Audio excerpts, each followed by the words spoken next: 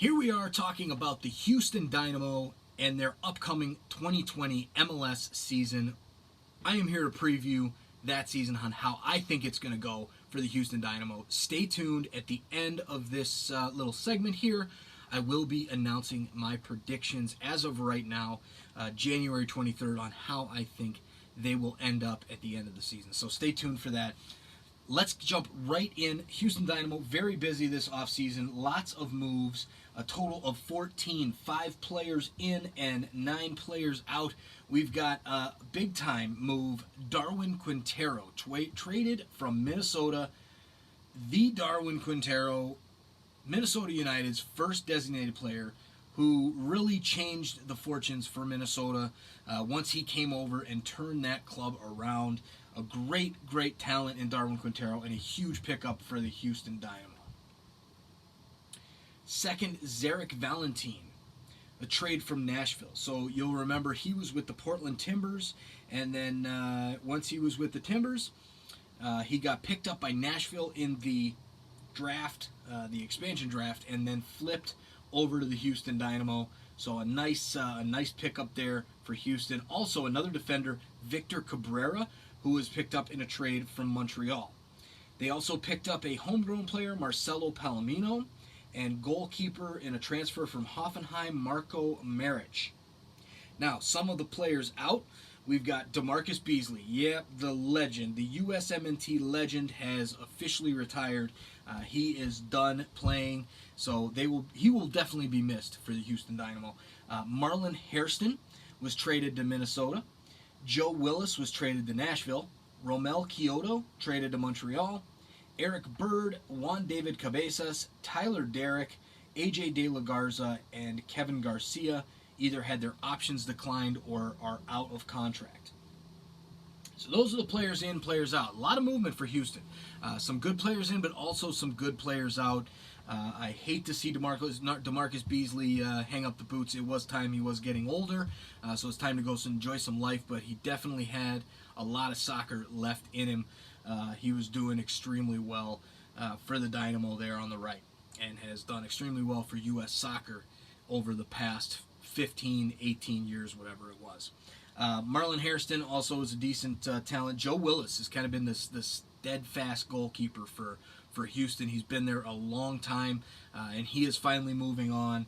And they bring in this Marco Maric, who as his replacement. So Romel Kyoto, definitely well-liked around circles in Houston. That'll be a big loss as well for them. But they've got some good players in to kind of handle that as well. So as far as designated players go, they have 2 out of the 3 designated player spots filled. There is a little bit, I do have kind of a question around it. I'm not 100% sure. Darwin Quintero is not listed as a designated player. However, he was a designated player for Minnesota. So I'm not sure if he's being bought down with TAM via Houston or what the exact details are there. But as listed on their website, I'm going to go with 2 designated players. Alberth Elise, the forward/winger from Honduras, who is just an absolute fast beast, the Black Panther. This guy is awesome, as well as Tomas Martinez, the midfielder from Argentina. So those are their 2 DPs, 2 really good quality players. And then you kind of got Darwin Quintero, who is pretty much a DP at that level, and then possibly an open spot. What will Houston do with that open spot? Will they save it for the summer? Will they bring in a signing now? Only time will tell. I assume that they'll hold it for the summer. Just kind of, they've got sort of have those 3 DPs already, so maybe they hold it for the summer and see how they're doing, and possibly flash the cash at that point to make a run towards the playoffs when they have a better idea of what they're working with. So, as far as designated players, if you have any thoughts on that, fans, make your comments known down there. Let us know in the comments section below. On YouTube, or hit us up on Twitter and let us know what you think at SOP Soccer on Twitter. And tell us, will they sign somebody in that 3rd spot, or will they let it go? Any Houston Dynamo fans out there that kind of have the inside track, maybe hear some rumors, let us know. All right, going down the list here, we got our breakout youngsters. So this is kind of the section where we take the younger players, the homegrown players, and talk about them for a few minutes and see kind of who we think will make a good difference to their clubs. So with these, the first on the list is Marcelo Palomino. We mentioned him in the Players In section as a homegrown signing. This is a guy who played under Tab Ramos with the U20s. Really good player if you're playing for the U.S. national team in the U20s.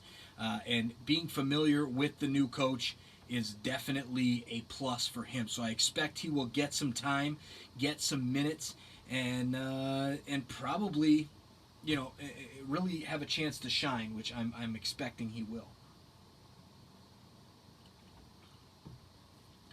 Best academy product that they had, so should be interesting. Also, we have Eric McHugh, a homegrown player from Sweden. So this one kind of intrigued me a little bit, so I started to research him a little bit. He joined the Dynamo Academy prior to the 2017-18 season and has played for the U17s, was named the U17 Player of the Year. So it's kind of interesting. He was born in Sweden, kind of grew up in Sweden, and then he played for Bangkok FC in Thailand. What? Played for the DC United Academy. Really is a very interesting story. I mean, this guy has kind of bounced around, but he does have some experience with the academies and whatnot. So I think that will bode well for him. And I think at 19 years old, I think he's got a chance to get in on that back line, especially since some of those guys have moved on from the back line and they brought in some new guys as well. But I think he'll have a chance to really kind of break out this season. If not a breakout starter, you might get to see him, coming off the bench every once in a while when they've got the lead. So those are the two that I expect to see big things out of as far as the youngsters go. So watch out for those names, Eric McHugh as well as Marcelo Palomino. All right, so a projected 11. What do we think the lineup will look like for the Houston Dynamo come their first game at the end of February? We've got the goalkeeper, Michael Nelson. Backline of Maynor Figueroa, Alejandro Fuenmayor, Adam Lundqvist, Alad Struna. A midfield consisting of Tomas Martinez, Memo Rodriguez, Tommy McNamara. Yep, that guy. I think that MLS experience, he's going to be in that starting 11. Matias Vera. And then the forwards, Elise, Menotas, and Quintero. That right there is an extremely potent front line. When you're talking about Albert Elise, the DP, Darwin Quintero, who scored a ton of goals, as well as then you've got Menotas in the middle. Mauro Menotas has scored a lot of goals, and getting some service from Tomas Martinez. That is an extremely, extremely potent attack.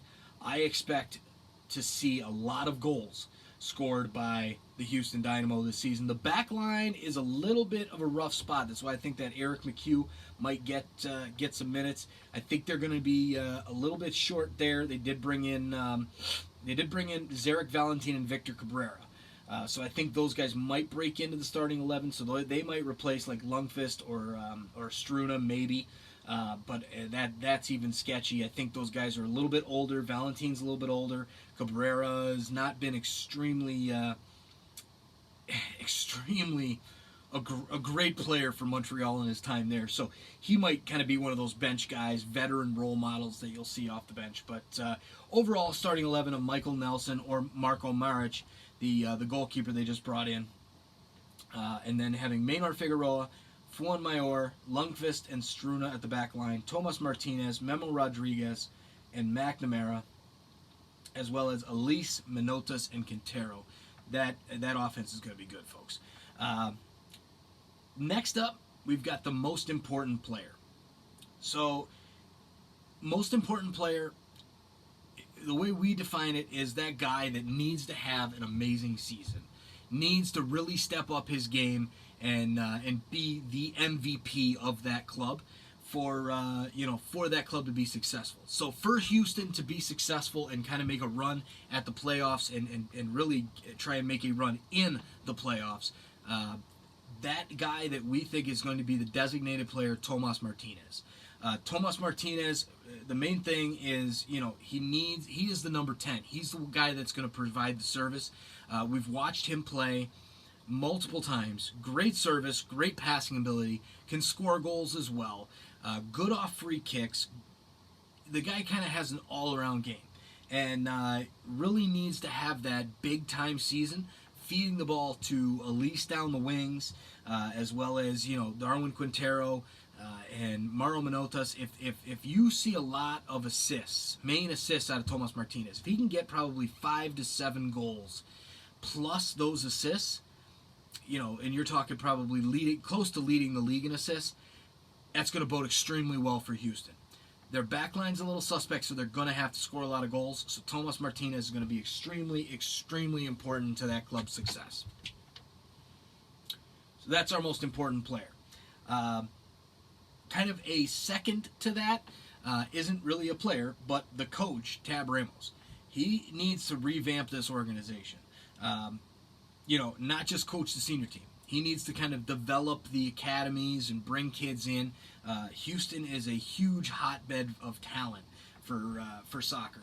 And I think that is the right guy that can bring some results not only to the first team, but also grow the game of soccer and really grow that organization, their academy, and their homegrowns, kind of with Tab Ramos' awesome experience with the U20s. I think that will bode well for him. So he's very important. He's not a player, so I couldn't make him the most important player, but he is extremely important as the head coach and really revamping this franchise and turning things around and turning this team into an MLS Cup contender. All right, so what we've all been waiting for, the predictions. Ceiling and floor, obviously with our predictions, kind of a little disclaimer here, is it is still very, very early. There can be a lot of player movement. However, look out for our actual predictions the week of February 20th. So the week before the MLS season, Nick and I will be putting our full predictions out there for every team, how we think they're going to finish in the playoffs. So we're going to number 1 through 7 in the playoffs and give you our Eastern Conference Finals, Western Conference Finals, and our pick for the MLS Cup champion. So wait for those, before you take anything with a grain of salt. But then again, even all those predictions usually end up bad. So with that, our ceiling for the Houston Dynamo, we're going to go with a low playoff seed, probably the 6th seed in the playoffs. So not quite horrible, getting, missing the playoffs as a ceiling. I think they can make the playoffs, but everything needs to go right in order for them to get into the playoffs, because that Western Conference is stacked with LA Galaxy, LAFC, Minnesota kind of revamping. You have, and they still have a good core with them, as well as Seattle, Portland, San Jose is up and coming. So there's definitely some stiff competition in the West. So I'm going to go with 6th as far as ceiling goes. Now floor, I think worst in the West. Last place in the Western Conference for Houston. That is if everything goes wrong. Tomas Martinez cannot seem to pass, or they have injuries. The coach doesn't really work out.